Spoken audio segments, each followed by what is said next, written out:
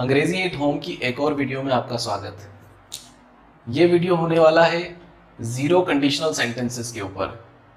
Friends, zero conditional sentences क्या होते हैं, इन्हें जीरो कंडीशनल सेंटेंसेस क्यों कहा जाता है, साथ ही इनका क्या स्ट्रक्चर है, कैसे इसका फॉर्मेशन कैसे होता है इन सेंटेंसेस का, पूरा इस वीडियो के अंदर आपको डिटेल नॉलेज में देने वाला हूं।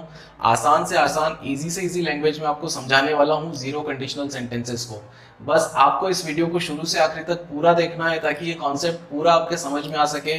और इसके बाद जब भी आपके पास जीरो कंडीशनल सेंटेंसेस आए तो सबसे पहले आप उन्हें पहचान सकें, दूसरी बात उन्हें फॉर्म कर सकें, उनका कंस्ट्रक्शन कर सकें, ट्रांसलेट कर सकें उन्हें इंग्लिश में।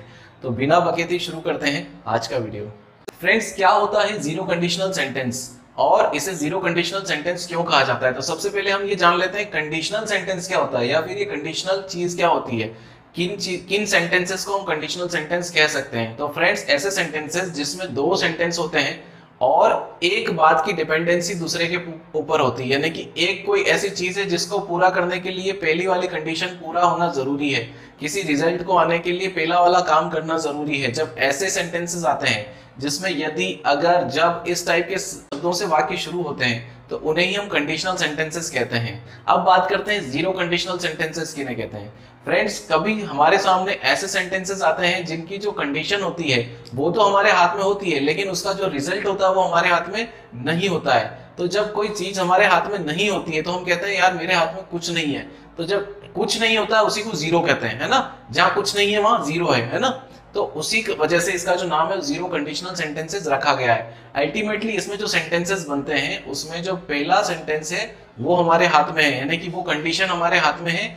उसके बाद जो रिजल्ट है वो एक रेगुलर, यानी कि वही रिजल्ट आता है। अगर आपने वो पहला काम किया, फर्स्ट काम किया, तो जो रिजल्ट है वो हमेशा वही आता है।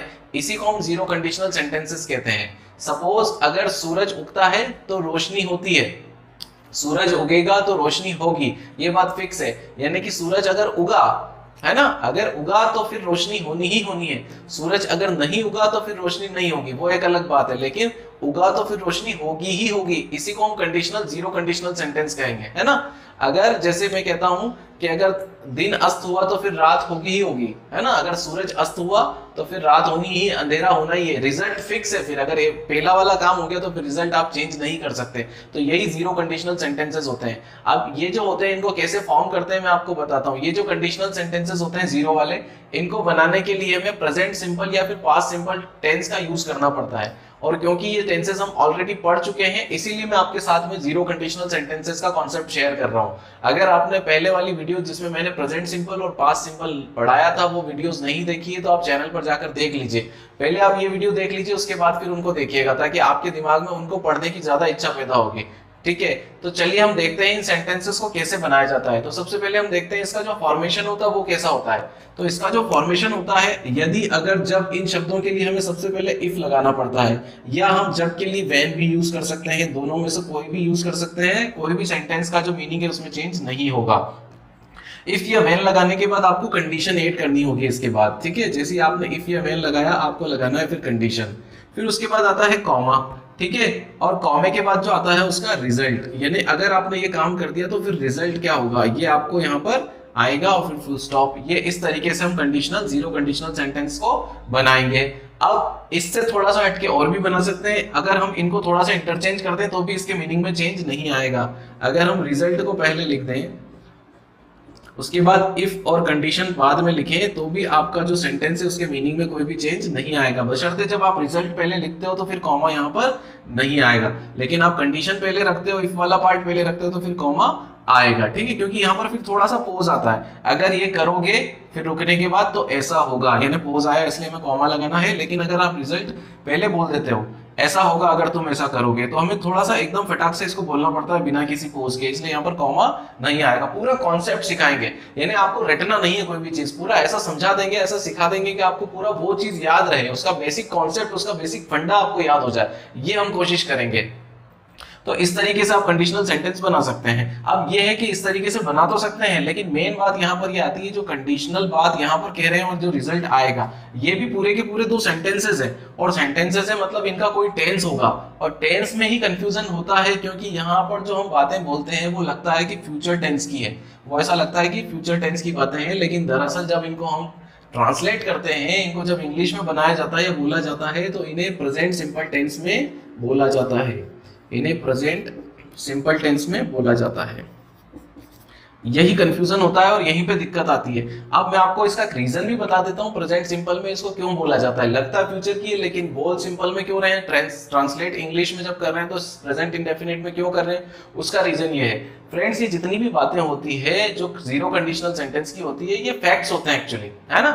ये फैक्ट जैसी बातें होती है या फिर ऐसे ट्रूथ जिनको चेंज नहीं किया जा सकता, ये वो वाली बातें होती है।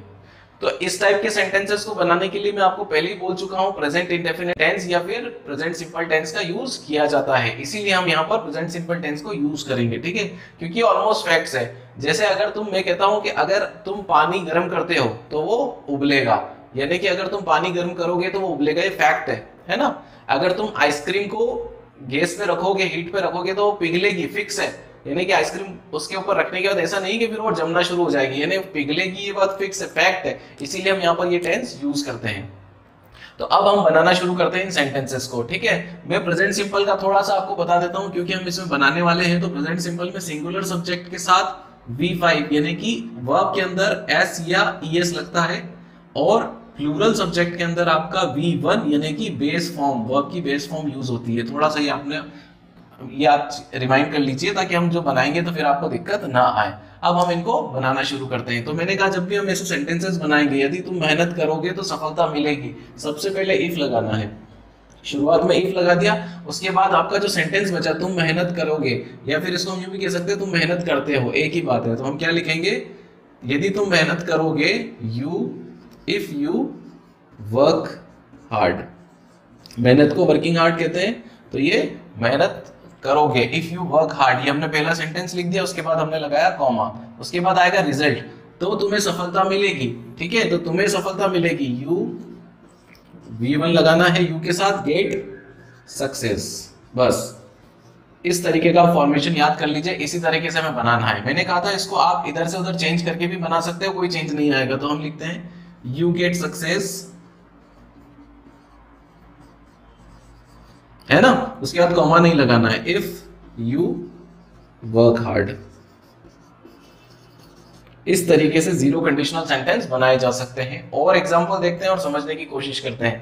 कांच को गिराओगे तो वह टूट जाएगा, फिक्स बात है। अब जैसे यहाँ पर यदि अगर जब ऐसा नहीं भी लिखा हो, है ना, तो आप मान के चलिए कि वो कंडीशन है यहाँ पर, यदि अगर लिखा ही है, आप मान के चलिए इंप्लाइड है इसमें ये चीज। जैसे यहाँ पर जैसे तुम भी नहीं लिखा है, तो आप मान के चलो कि यहाँ पर अगर कोई सब्जेक्ट भी नहीं है तो आप गिराओगे तो तुम ही गिराओगे ना। तो आप मान के चलो कि जो सामने वाला आपसे ही कह रहा है, तुम मान के चलो यहाँ पर सब्जेक्ट है ना, तो यहाँ पर यदि तुम, ऐसा मान के चलो आपके यहाँ पर लिखा हुआ है। तो फिर हमें शुरुआत कैसे करनी है, इफ, और फिर सब्जेक्ट क्या है, यू। इफ यू गिराओगे, ड्रॉप, यू के साथ V1 यूज करना है। इफ यू ड्रॉप कांच, glass, if you drop glass, तो क्या होगा, उसका रिजल्ट क्या निकलेगा, तो वह टूट जाएगा। अब ये जो वह है, ये कौन टूटेगा, अल्टीमेटली कांच टूटेगा ना, तो इसका प्रोनाउन यूज किया यहाँ पर, कांच को रिपीट नहीं करते हुए। यदि तुम कांच को गिराओ तो कांच टूट जाएगा, तो थोड़ा अच्छा नहीं लगेगा, तो यदि तुम कांच को गिराओगे तो वह टूट जाएगा, है ना। तो यहाँ पर हम भी प्रोनाउन यूज करेंगे इट, इसकी जगह हम इट लिख देंगे। और इट क्योंकि सिंगुलर सब्जेक्ट है तो इसके साथ ब्रेक, टूटने की जो वर्ब है उसका V5 यानी कि SES फॉर्म यूज करेंगे, it breaks. If you drop glass it breaks. इस तरीके से हम ये सेंटेंस बना देंगे। और देखते हैं वापस, अगर इसको अपन रिपीट करके लिखना चाहें इधर से उधर, तो थोड़ा सा जैसे आप जब प्रोनाउन यूज कर लो किसी का, तो आप क्या करो, उसको जब इंटरचेंज करके लिखो तो फर्स्ट में नाउन आना चाहिए। जैसे इट ब्रेक्स यहाँ पे, अगर मैं यहाँ पे इट ब्रेक्स से शुरू करता हूँ तो समझ में नहीं आएगा ये इट क्या है, लास्ट में जाके हो सकता है उसको समझ में आ जाए अगर वो नाउन लिखा हुआ आ जाए पीछे। तो हम क्या करेंगे, इसकी जगह नाउन लिख देंगे। जैसे हम यहाँ लिख देंगे ग्लास, ये इट काय के लिए यूज होता है, ग्लास के लिए, ग्लास ब्रेक्स। उसके बाद क्या लिखना है, इफ यू ड्रॉप, और अब इस ग्लास की जगह हम लिख देंगे it, glass breaks if you drop it. ये हमारा कंडीशनल सेंटेंस बन गया, जीरो कंडीशनल। अब देखते हैं आखिरी वाला सेंटेंस क्या कहता है। जैसे पौधों को पानी मिलेगा तो वह बड़े होंगे, वे बड़े होंगे, है ना। तो हम क्या लिखेंगे, इफ, अच्छा चलो इसको जब मानते हैं, जब पौधों को पानी मिलेगा तो वो बड़े होंगे। तो हम क्या लिखेंगे यहाँ पे, व्हेन, इफ की जगह हमने व्हेन लिख दिया। व्हेन, अब पौधे, प्लांट्स, व्हेन प्लांट्स, पानी मिलेगा ना, get water, plants plural subject है इसलिए V1 यूज किया, गेट वाटर, तो क्या होगा, वे बड़े होंगे, दे अब होंगे के लिए विल नहीं लगाना आपको, दे ग्रो, मन करेगा विल लगाने का लेकिन लगाना नहीं है, दे ग्रो अप, इस तरीके से सेंटेंस बन जाएगा। तो मैंने आपको एक आइडिया दिया है, मैं सारे सेंटेंसेस एग्जांपल्स यहाँ पर नहीं करवा सकता, वीडियो बहुत लंबी हो जाती है। आपको बेसिकली यहाँ से एक आइडिया लेना है, उसके बाद को इंप्लीमेंट करना है, उसको इम्प्रोवाइज करना है, अच्छे से आप सेंटेंसेस बनाइए, सोचिए आपके हिसाब से और कौन कौन से सेंटेंसेस बन सकते हैं, फिर उनको ट्रांसलेट करने की कोशिश करिए, इससे आपकी प्रैक्टिस डेवलप होगी इन सेंटेंसेस को बनाने की। अच्छा, ये तो मैंने आपको बताया जब हम प्रेजेंट सिंपल का यूज करते हैं, जब हम ऐसी बातें करें कि अगर तुम ऐसा करते हो तो ऐसा होता है, या फिर तुम ऐसा करोगे तो वैसा होगा। लेकिन कभी कभी हम ऐसी बातें भी करते हैं जब जब ऐसा हुआ तब तब वैसा हुआ, यानी कि पुराने टाइम में कोई ऐसी एक्शन जिसका रिजल्ट हमेशा सेम निकला, यानी कि जब भी वो काम हुआ उसका रिजल्ट कभी चेंज नहीं हुआ, है ना। जब जब मस्ती करी तब तब डांट पड़ी, तो ये क्या हो गया, जब जब आपने मस्ती करी, यदि मैंने मस्ती करी तो मेरी डांट पड़ी, ये पुराने टाइम की बात है। तो यहाँ पर भी आपका जो रिजल्ट है वो कभी चेंज नहीं हुआ, यानी कि आप हमेशा मस्ती करते थे डांट पड़ती थी, कभी मस्ती करी उसके बाद डांट नहीं पड़ी, ऐसा नहीं हुआ, हमेशा पड़ी। तो ये क्या सेंटेंस हो गया, पास्ट का हो गया, लेकिन वहां पर भी आपका रिजल्ट चेंज नहीं हो रहा है। तो यहाँ पर इस तरीके से भी हम बना सकते हैं, लेकिन आपको इस टाइप के सेंटेंसेस जो पास्ट के हो वहां पर प्रेजेंट सिंपल की जगह पास्ट सिंपल का यूज करना है, पास्ट इंडेफिनिट का यूज करना है आपको। किस तरीके से, जैसे मैं आपको बताता हूं, अगर मौसम साफ रहा, जब जब मौसम साफ रहा तो हम घूमने गए, ये बात लिखना है हमको। तो हम कैसे लिखेंगे, इफ द वेदर, अब रहा यानी पास्ट की बात बतानी है आपको, तो सिंपल पास्ट यूज करना है, if the weather was clear, उसके बाद क्या रिजल्ट रहा, वी वेंट, ये भी सिंपल पास्ट यूज करना है, वर्ब की second form, we went to Rome, घूमने जाने के लिए, ऐसे फालतू भटकने के लिए रोम का यूज किया जाता है। If the weather was clear we went to Rome, जब जब वेदर साफ रहा, यानी पास्ट में जब जब ऐसा काम हुआ तब तब उसका रिजल्ट हमेशा यही रहा। तो पास्ट के लिए आपको सिंपल पास्ट यूज करना है, और प्रेजेंट और फ्यूचर जैसे लगे आपको सेंटेंसेस तो आपको सिंपल प्रेजेंट ही इसमें यूज करना है जीरो कंडीशनल सेंटेंसेस में, क्योंकि ये फैक्ट्स होते हैं और फैक्ट्स में कभी भी आपको जो टेंस यूज करना है वो सिंपल प्रेजेंट टेंस यूज करना है।